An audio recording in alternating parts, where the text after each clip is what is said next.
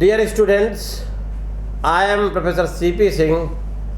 I shall discuss in this lecture doctrine of caveat emptor and its exceptions, क्रेता सावधान का नियम और उसके अपवाद.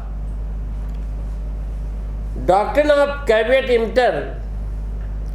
Word caveat emptor is a Latin word which means let the buyer beware. क्रेता खुद ही सावधान रहे, बायर खुद ही बीवेयर रहे. अब buyer purchases the goods at his own risk. Buyer जब सामान खरीदता है तो अपनी रिस्क पर खरीदता है. It is the buyer's duty to select goods of his requirement. ये बायर की ड्यूटी होती है कि वो अपने आवश्यकता के अनुसार, रिक्वायरमेंट के अनुसार चीज़ें परचेज करे. होता भी यही है, जितनी रिक्वायरमेंट होती है हम उतनी चीज़ें खरीदते हैं, जैसी रिक्वायरमेंट होती है वैसी खरीदते हैं. And the seller is not bound to supply goods which shall be fit for buyer's particular purpose या पर्टिकुलर क्वालिटी. ये बायर की ड्यूटी है कि वो अपनी जैसी चीज़ें चाहता है खरीदे. सेलर की ये ड्यूटी नहीं है कि बायर की पार्टिकुलर पर्पज या पार्टिकुलर क्वालिटी का माल सप्लाई करे. ये सेक्शन 16 में ये डॉक्ट्रिन दिया हुआ है. सेक्शन 16 की सबसेक्शन 1 है. Subject to the provision of this act and any other law for the time being in force, there is no implied warranties or condition as to the quality or fitness for any particular purpose of goods supplied under a contract of sale. It is the duty of seller. It is not duty to seller to give to the buyer the goods which are suitable for particular purpose of the buyer. ये seller की duty नहीं है कि माल वो है जो है buyer के पर्पज के लिए फिट माल को ही बायर को सप्लाई करे. The buyers must take care of his own purpose while purchasing the goods. माल खरीदते समय बायर को ही सावधान रहना चाहिए. वो देखना चाहिए कि हमारी क्या रिक्वायरमेंट, हमारी क्या ज़रूरतें हैं, उसके अनुसार चीज़ें खरीदें. क्या पर्पज, हम किस पर्पज के लिए खरीद रहे हैं. As such the buyer must make care while purchasing the goods. Purchasing के समय उसे भी सावधानी बरतनी चाहिए. And if the buyer makes a wrong choice of the goods, he can't blame the seller if the goods turn out to be defective और do not serve it purpose. माल सही नहीं निकलता है तो उस सेलर को लायबल नहीं ठहरा सकता. Seller is not support to know the particular purpose for which the buyer is purchasing. Seller को क्या पता है किस लिए बायर सामान खरीद रहा है. एक इस पर इलस्ट्रेशन है वार्ड वर्सेस हॉब्स का 1878 का. कुछ पिग्स जो है बाय ऑक्शन बेचे गए थे. Pigs were sold with all faults and errors of description. यानी no warranty was given by seller in respect of any fault और एरर ऑफ डिस्क्रिप्शन. किसी फॉल्ट या जो है एरर के बारे में कोई भी जो है गारंटी वारंटी नहीं दी गई थी. Buyer paid the price for the pigs. The pigs were ill and all except one died by typhoid fever. एक को छोड़कर सारे मर गए. They also जो है infected some of buyer's own pigs. Buyer के अपने pigs भी को infect कर दिए उसने. It was held that there was no implied condition or warranty that the pigs were of good health. Thus, B could not recover damages from A. In this case, it was buyer's duty to see whether the pigs were healthy or not. अब कुछ इसके exception बताते हैं जहाँ पर caveat इम्पटर का law apply नहीं होता है, यानी क्रेता सावधान का नियम. देखिए ये तब था जब माल आमने सामने होता था, बायर चेक करता था. अब पूरा संसार ही मार्केट बन गया है. ऑनलाइन बहुत जो है सेल हो रही है ना. देखने आप ऑफलाइन लेता भी कोई है तो देखने का मौका कहाँ है. खाली दुकानदार से खुद ही कहता है इस हिसाब का बढ़िया सामान दे दीजिए. तो पहला अपवाद है कि मिसरिप्रेजेंटेशन बाय द सेलर.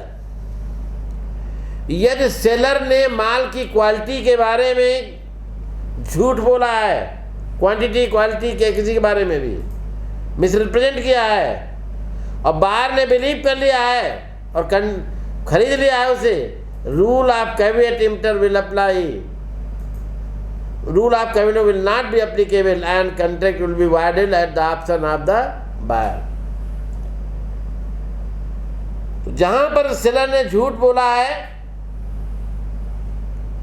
वहां पर जो है कैविएट इम्प्टर का लॉ अप्लाई नहीं होगा और बायर के ऑप्शन पर कॉन्ट्रैक्ट वाइडेबल हो जाएगा। जहां पर सेलर ने माल की क्वालिटी या ऐसा ऐसा बताया है और बायर ने बिलीव कर लिया है, पहली कंडीशन है माल जो है कॉन्ट्रैक्ट ऑफ सेल हुई हो। दूसरी कंडीशन है सेलर द्वारा मिसरिप्रेजेंट किया गया हो और बायर ने उस पर बिलीव किया हो, और तो ऐसी स्थिति में कॉन्ट्रैक्ट बायर के ऑप्शन पर वाइडेबल हो जाएगा। सेकंड है concealment of defects, where the seller makes active concealment of defects in the goods or make any false representation regarding goods amounting to the fraud, the above the rule of caveat emptor will not apply in this case. फिर है condition है to quality और fitness for buyer's purpose. Generally जो है seller की ये duty नहीं होती है कि बायर को ऐसा माल सप्लाई करे जो उसके पर्पज के लिए फिट हो, but in certain circumstances seller is required to supply the good fit shall be fit for buyer's purpose. Number 1, where the buyer tells purposes to the seller and buys good relying upon the seller's skill. क्या आपने बताया? Seller ने जो है seller is required to supply the good which shall be fit for buyer's purpose, where the buyer tells the purpose, जहाँ buyer ने अपना purpose बता दिया हो सेलर को कि हमको इसलिए ऐसा माल चाहिए।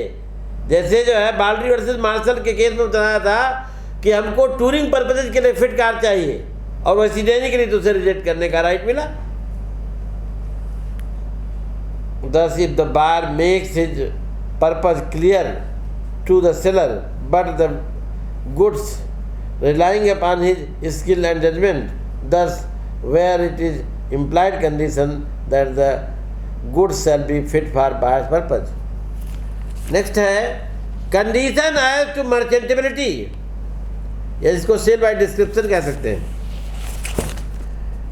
मर्चेंटेबिलिटी की हालांकि डिस्क्रिप्शन डिफाइन नहीं किया गया है, मैं कहने का मतलब है यदि माल कंजम्पशन के लिए खरीदा गया है तो कंजम्पशन के लायक हो, रीसेल के लिए खरीदा गया है तो रीसेल के लायक हो, और ब्रांड नेम से बेचा गया है तो ब्रांड नेम के ट्रेडमार्क से बेचा है ट्रेडमार्क वाला हो, है ना।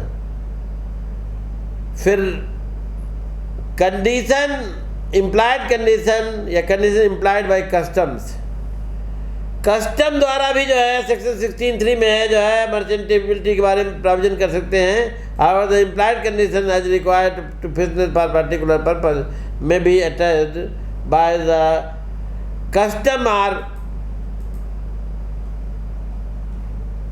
Bye the conditions. मर्चेंटेबिलिटी अब तो जैसे कहने का मतलब है यदि रीसेल के लिए खरीदा गया तो रीसेल के लायक हो, और खाने के लिए कंजम्पशन के लिए खरीदा गया तो कंजम्पशन के लायक होना चाहिए। यदि वैसा नहीं है तो जैसे सपोज कीजिए कि आपने मिठाई खाने वाली खरीदी है तो ऐसी हो कि खाने लायक हो, उसमें दुर्गंध आ रही हो, इलिस्मेंट जो है इल स्मेल आ रही हो, तो माल ऐसा हो जो भी सप्लाई किया जाए या रीसेल के लिए खरीदा है तो रीसेल के नाम से जो है बेचा जा सके उसी रूप में।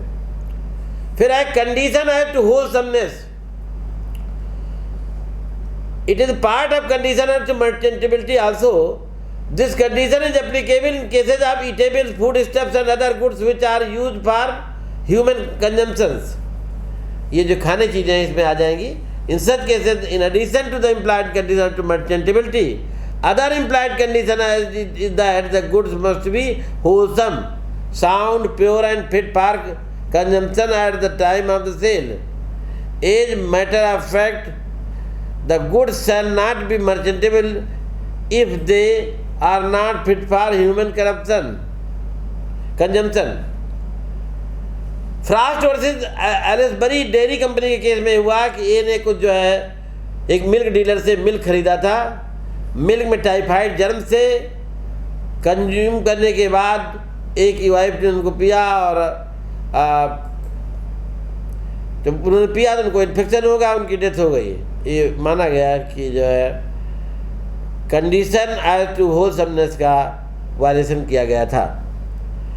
कंडीशंस इम्प्लाइड बाय कस्टम्स, यदि किसी क्षेत्र में सेक्शन 16(3) में है, क्षेत्र विशेष में कोई कस्टम है, तो 16(3) में जो भी सेक्शन 16 में या सेक्शन 16 की सब सेक्शन 3 में कोई प्रोविजन है वो अप्लाई नहीं होंगे, और कंडीशंस जो हैं उस क्षेत्र में वही अप्लाई होंगी. जैसे जोन्स वर्सेस बॉर्डर के केस में था, ए ने कुछ जो है ड्रग्स खरीदी थी नीलामी में. In case of sale by auction it was trade usage to declare any sea damage in the goods. A ने कुछ ड्रग्स जो है नीलामी में की थी, बी को ऑक्शन में ये व्यापार में कस्टम थी कि उसे डिसाइड करने sea damage in the goods होना चाहिए. In this case the goods were sold without any such declaration. Subsequent the goods were found to be sea damage. माल जब सी डैमेज था, ये माना गया कि जो है जो माल था वो कस्टम्स जैसी थी उसके अनुसार था, इसलिए जो है रिजेक्ट करने का राइट नहीं था. कस्टम के अनुसार नहीं होता तो रिजेक्ट करने का राइट होता. फिर है सेल बाय डिस्क्रिप्शन, जहां डिस्क्रिप्शन के आधार पर माल बेचा गया हो तो उस डिस्क्रिप्शन के आधार पर ही होना चाहिए. Thank you very much.